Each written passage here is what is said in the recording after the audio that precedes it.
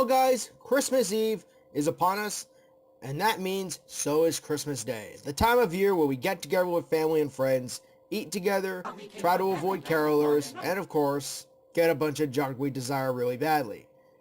So that's why I decided to give you guys a little Christmas Eve present. And that gift being my final review of 2018.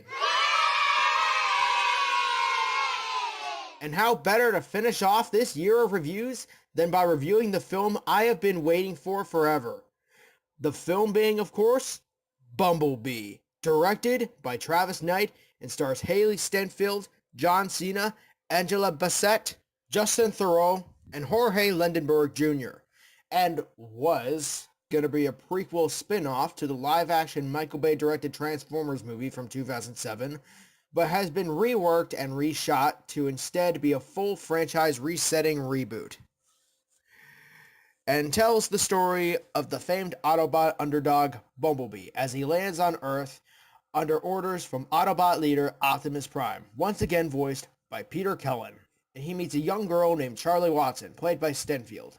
And as their relationship begins to take form, Bee is unknowingly hunted down by two Decepticon soldiers named Shatter and Dropkick, who convince the military base of Sector 7 to assist them in hunting him down in order to find information that could help them bring down the Autobot resistance of Cybertron. As you guys know, I'm a big Transformers fan. I've been a fan of these movies ever since I saw the original 2007 movie. And sure, while the sequels didn't really manage to capture the same magic as that first film, with the only real exception being Dark of the Moon, which is easily my favorite sequel out of the bunch, I still don't see any of these movies as the cringy, bloated, mind-boggling, disorienting piles of trash all the G1 fans say they are.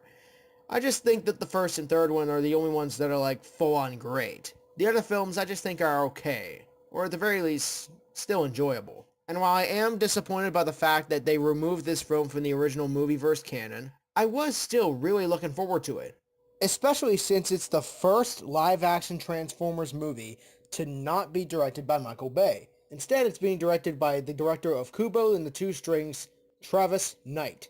And I was really looking forward to seeing how he could do with this movie.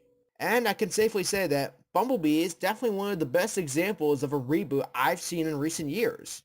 This film was really, really good. It had a ton of really awesome visuals, like the other films, and surprisingly enough, it even had more heart than the past films. Yeah, in fact, there actually are a few things that I can admit that this reboot actually does do better than the original. Like for one thing, it actually does an even better job at developing its characters. The best example of this being Charlie Watson herself. Throughout the film, we learned quite a lot about her, and I found her development to be genuinely emotionally touching. She misses her dead father, she has a difficult relationship with her mother and brother, and she even has a hard time dealing with bullies who just treat her like garbage. And she has a beautiful relationship with Bumblebee. I was honestly even more excited for when these two were interacting more than the actual robot fighting. Bee's relationship in this movie was the best relationship he's had since the one he had with Sam Witwicky in the other films. And even the conclusion to this bond in this movie was also very emotional, especially to a point where I genuinely wanted to cry. It even had the benefit of an amazing performance by Stenfield. I absolutely loved her performance in this movie, and I cannot wait to see whatever movie she acts in next. Another thing I'm not afraid to admit that this film does even better is the Decepticons. Now don't get me wrong, fellow Bayverse fans. The Decepticons in the original movies were sick. They seemed like they could do some real damage, and even gave off some really intimidating vibes.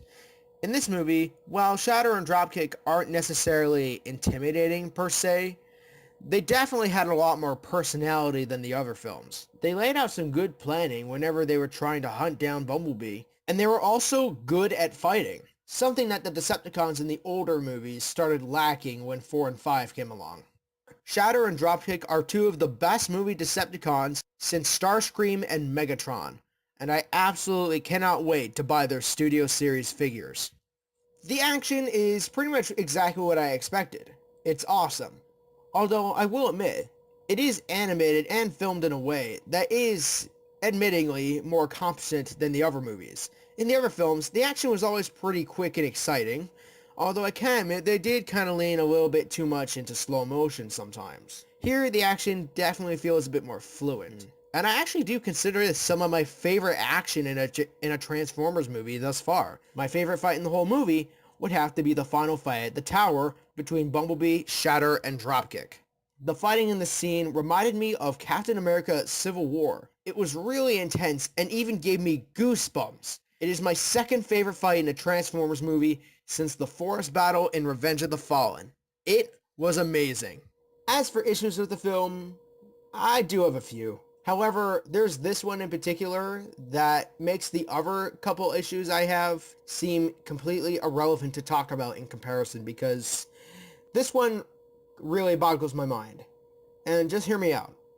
You see, I can accept now that this film has been made into a reboot, meaning that it's no longer connected to the other movies. It's trying to be less of a prequel to the very first live-action film and be more of a readaptation of the original 80s Generation 1 cartoon series. Now, personally, I think that series is alright.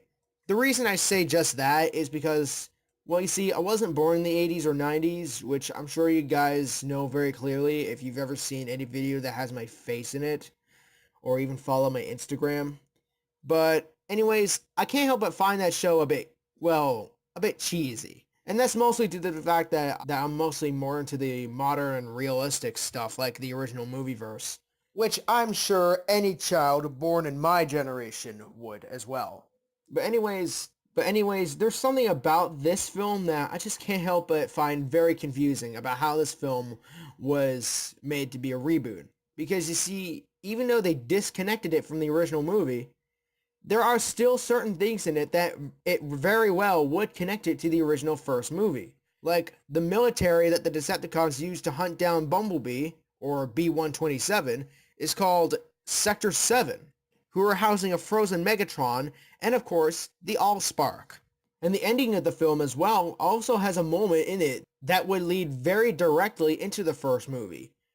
And there's even a character that briefly shows up at one point in the first act, who John Cena's character, Burns, refers to as Simmons. And when he said that, I was instantly reminded of Seymour Simmons from the very first, second, third, and even the fifth movies. This Simmons is not played by John Turturro, like the Simmons in the original films was. However, he did have similar hair to John Turturro in those movies. And on IMDb, when you look up Bumblebee and go into the cast profile, you can see that the actor who plays this character is even listed as Young Agent Simmons. So was this Simmons the same character that we see in the other movies? If so, then why is that? This movie got removed from the film canon. I don't understand this. I couldn't help but be constantly confused. If they wanted it to be a full-on reboot, they'd remove all of the elements that would connect it to the other movies, with the only exception being the design of Bumblebee. That makes sense to leave in because that has since then become Bumblebee's most recognizable design. I mean, the TV series Transformers Prime had a similar design for him in that show. And remember, that show was only partially inspired by the movies. It was not connected to them. That's the only one in this movie that really makes much sense. The only way keeping all of those other ones in the film would make sense would be if the film remained a prequel, like it was intended to be originally. But it's not anymore, so yeah, it doesn't make any sense to me.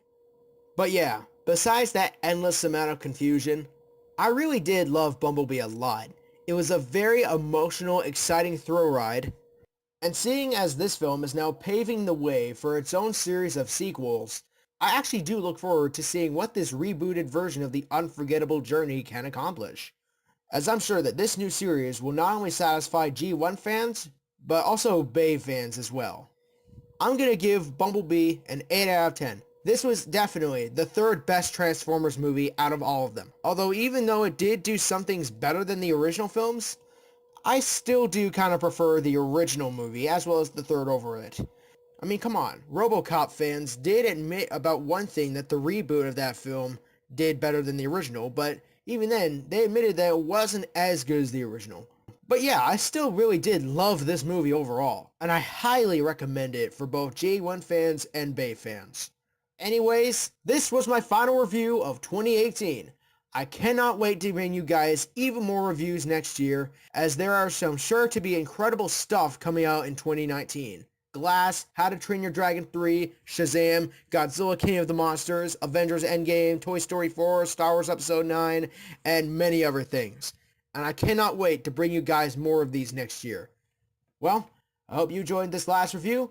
I'll see you guys next year, and have a Merry Christmas and a Happy New Year. Peace out.